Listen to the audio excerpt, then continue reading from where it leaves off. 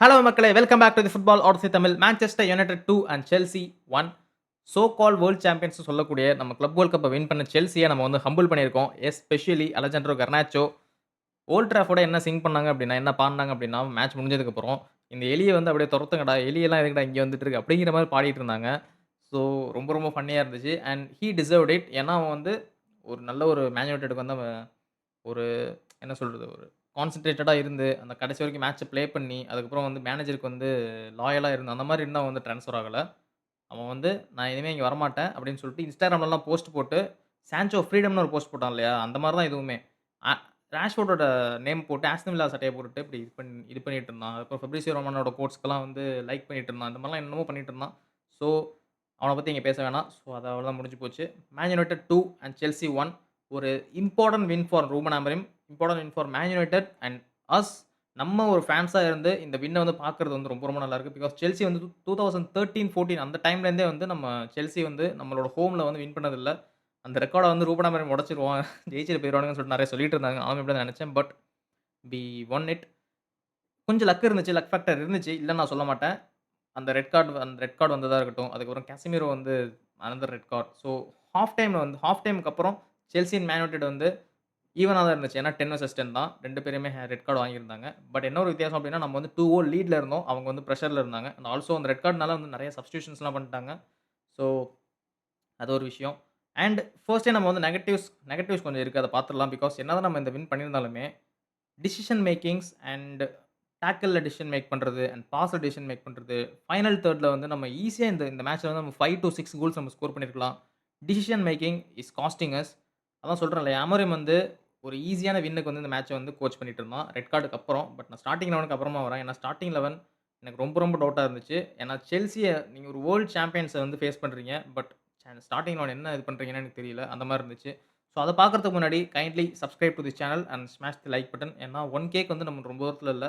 பார்க்குற நெறைய பேரும் சப்ஸ்கிரைப் பண்ணாம இருக்கீங்க. ஒரு 60, 70% வந்து சப்ஸ்கிரைப் பண்ணாம இருக்கீங்க. ஸோ சப்ஸ்கிரைப் பண்ணிட்டு பெல் ஐகான் ஆன் பண்ணி வச்சுக்கோங்க. நம்ம லைவ் வாட்ச்லாம் பண்ணும்போதெல்லாம் உங்களுக்கு நோட்டிஃபிகேஷன் வரும். நீங்களும் ஜாயின் பண்ணிக்கலாம்.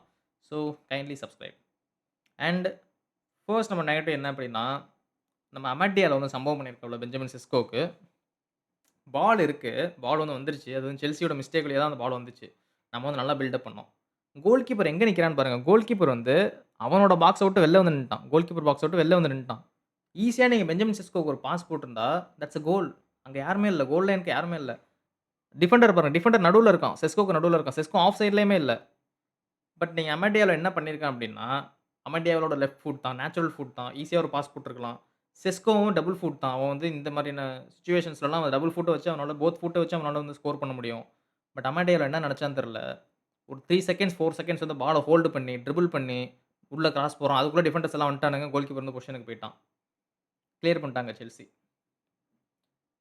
அதுக்கப்புறம் அமேடியால என்ன பண்ணான் தெரியுமா? கம் ஆன், கம் ஆன்னு சொல்லிட்டு கிரவுட் வந்து என்கரேஜ் பண்ணிட்டு இருக்கான். He's he's done a fucking mistake அந்த இடத்துல. ஈஸியா ஒரு பாஸ் போட்டிருந்தா தட்ஸ் அ கோல். பெஞ்சமின் செஸ்கோக்கு ஒரு கோல் வந்திருக்கும். 6 மேட்சா வந்து பெஞ்சமின் செஸ்கோ வந்து ஸ்கோர் பண்ணாம, அசிஸ்ட் பண்ணாம இருக்கான். I don't know. Not not 7லாம் போட்டுட்டு இருக்கானுங்க. ஃப்ளோரியன் வோசே வந்து மறுபடியும் நாட் நாட் 7 ஆயிட்டான். முட்ரிக் மாரி. கோலும் ஸ்கோர் பண்ணல, அசிஸ்டும் பண்ணல லாஸ்ட் 7 கேம்ஸ்ல.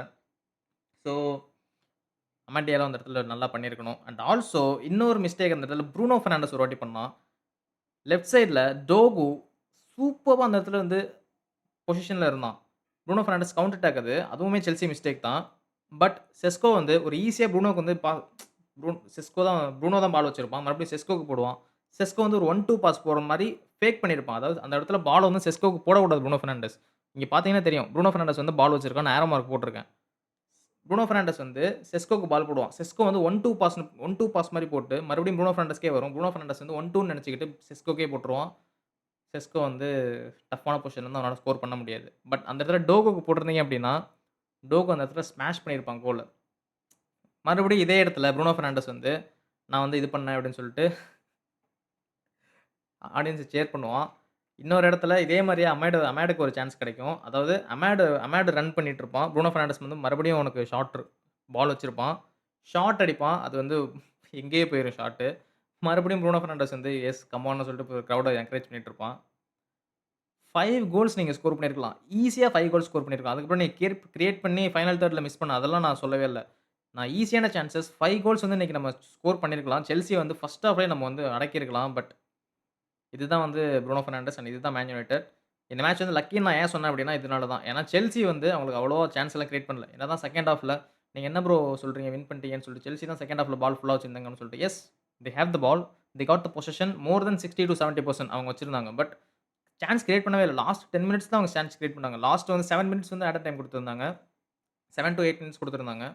லாஸ்ட் அந்த 5 மினிட்ஸ் பிளஸ் அந்த ஆடட் மினிட்ஸ். இதுல தான் அவங்க வந்து சான்ஸ் கிரியேட் பண்ணாங்களே. அதுல தான் அவங்க வந்து ஸ்கோர் பண்ணாங்களே. அதுக்கப்புறம் பால் வச்சிருந்தாங்க. பால வந்து ஃபைனல் தேர்ட் கொண்டு வரவே இல்ல. எல்லாமே யுனைட்டடோட கண்ட்ரோல்ல தான் இருந்துச்சு. ஏன்னா 2 கோல்ஸ் அடிச்சுட்டாங்க. அது 2 பேருமே 10 மென்ல இருக்காங்க. ஸோ நம்ம டிஃபெண்ட் பண்ணிடலாம். கவுண்டர் அட்டாக்ல பார்த்துக்கலாம்னு சொல்லிட்டு யுனைட்டட் வந்து கீழ ஃபால் பேக் பண்ணிட்டாங்க. ஸோ அதான் நடந்துச்சு. அண்ட் பாசிட்டிவ்ஸ் அப்படின்னு பார்த்தீங்கன்னா, எனக்கு தெரிஞ்சு மெயின் பாசிட்டிவ் பாயிண்ட்ஸ் டேபிள். ஏன்னா, ரொம்ப ஒரு நல்ல விஷயம். நம்ம வந்து 7 பாயிண்ட்ஸ்ல இருக்கோம். அண்ட் செல்சி வந்து 8 பாயிண்ட்ஸ்ல இருக்காங்க. சேம் 5 கேம்ஸ் ப்ளே பண்ணி. அண்ட் மேன் சிட்டி வந்து 4 கேம்ஸ் ப்ளே பண்ணியிருக்காங்கன்னு நெனைக்கிறேன். அண்ட் அவங்களும் வந்து 7 பாயிண்ட்ஸோ என்னமோ இருக்காங்க. அண்ட் இல்ல அவங்க வந்து 6 பாயிண்ட்ஸ்ல இருக்காங்க. 2 கேம்ஸ் வின் அப்புறம் 2 கேம்ஸ் லாஸ் அப்படின்னு 2 கேம்ஸ் லாஸ். எஸ். இன்னைக்கு வந்து ஆர்சனல் கூட மேட்ச் இருக்கு. இப்போ வந்து எல்லாரும் என்ன சொல்லுவாங்க, இப்போ அமரிம் வந்து இப்ப 7 பாயிண்ட்ஸ்ல இருக்காங்க. செல்சி 8 பாயிண்ட்ஸ்ல இருக்காங்க. செல்சி வந்து 2 பில்லியன் ஸ்குவாட் இருக்கு அவங்கள்ட்ட. அமோரிம் வந்து இப்ப தான் ட்ரான்ஸ்ஃபர் பண்ண ஆரம்பிச்சிருக்கான். இப்ப தான் வந்து ரீபில்டிங் நடந்துட்டு இருக்கு. என்ன 1 வருஷம் ஆனாலும் இப்ப தான் ரீபில்டிங் நடந்துட்டு இருக்கு. நீங்க என்னதான் சொல்லுங்க 1 வருஷம் ஆயிடுச்சு இன்னும் ரீபில்டிங் பண்ணிட்டு இருக்கானா? மேனேஜர் வந்துட்டே இருக்காங்க. இன்னும் ரீபில்டிங்ல இருக்காங்களா மேன் யுனைட்டட் அப்படின்னு கேட்டீங்கன்னா, இப்ப தான் வந்து ஒரு போர்ட் வந்து புதுசா ஸ்ட்ரக்சர் ஆயிருக்கு. இப்ப தான் வந்து ஒரு மேனேஜர் ஒரு ஸ்ட்ரக்சரல் மேனேஜர் ஒரு பிலாசபி உள்ள மேனேஜர் வந்து உள்ள வந்திருக்கான். இப்படி தான் இருக்கும். நீங்க என்ன வேணாலும் சொல்லிக்கோங்க. பாயிண்ட் டேபிள் பார்த்தீங்க அப்படின்னா, ஒரே ஒரு பாயிண்ட் தான் செல்சியோட கீழ இருக்காங்க. அதுலயும் ஃபர்ஸ்ட் 5 மேட்சஸ்ல செல்சி, ஆர்சனல், மேன் சிட்டின்னு டைட்டிலுக்கு கான்டெண்ட் பண்ணக்கூடிய 3 டீம்ஸ் வந்து நம்ம ஃபேஸ் பண்ணியிருக்கோம். அடுத்தது பிரென்ட்ஃபோர்ட் அண்ட் சண்டர்லாண்ட் இருக்கு. என்னைய பொறுத்தவரைக்கும் பிரென்ட்ஃபோர்ட் கூட ஒரு டிரா அண்ட் சண்டர்லாண்ட் கூட ஒரு வின் அப்படின்னு பார்த்தா கூட 4 பாயிண்ட்ஸ் வரும். 11 பாயிண்ட்ஸ் வந்து நம்ம ஃபர்ஸ்ட் 7 கேம்ஸ்ல இருக்கு அப்படின்னா, that's good start. That's good start for a team like man United இப்போ இருக்கிற டீம் பொறுத்தவரைக்கும்.